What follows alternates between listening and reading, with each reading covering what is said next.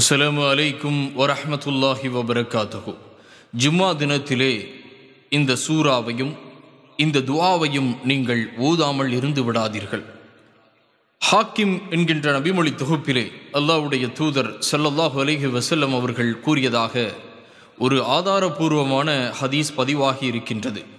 சஹீஹுல் ஜாமி 6470வது ஹதீஸாக இமாம் அல்பானி ரஹ்மத்துல்லாஹி அலைஹி அவர்கள் ஹாக்கிமிலே பதிவு செய்யப்பட்டிருக்கக்கூடிய இந்த ஹதீஸ் ஆதாரபூர்வமான ஹதீஸ், ஏற்றுக்கொள்ளக்கூடிய ஹதீஸ் என்று சொல்லுகின்றார்கள்.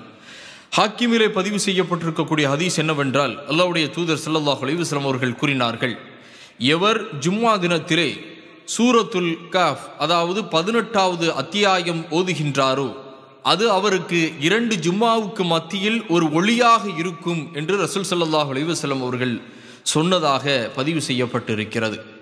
அதை போல அல்லாஹ்வுடைய தூதர் ஸல்லல்லாஹு அலைஹி வஸல்லம் அவர்கள் மீது ஸலவாத் சொல்லுவதும் ரசூல் ஸல்லல்லாஹு அலைஹி வஸல்லம் அவர்கள் ஜும்மா தினத்திலே அதை ஓதிக்கொள்ளுங்கள் என்றும் சொல்லி இருக்கின்றார்கள்.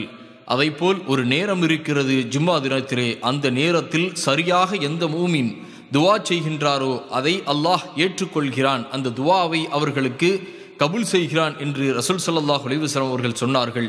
ஆகவே இவ்வளவு சிறப்புமிக்க இந்த வெள்ளிக்கிழமையில் நாம் சூரத்துல் கஹ்ஃப் அத்தியாயத்தையும் அதைப்போல் ரசூல் ஸல்லல்லாஹு அலைஹி வஸல்லம் அவர்கள் மீது ஸலவாத்தையும் நமக்கு தேவையான துவாவையும் அதிகமாக கேட்டுக்கொள்ளுவோம், ஓதிக்கொள்ளுவோம்.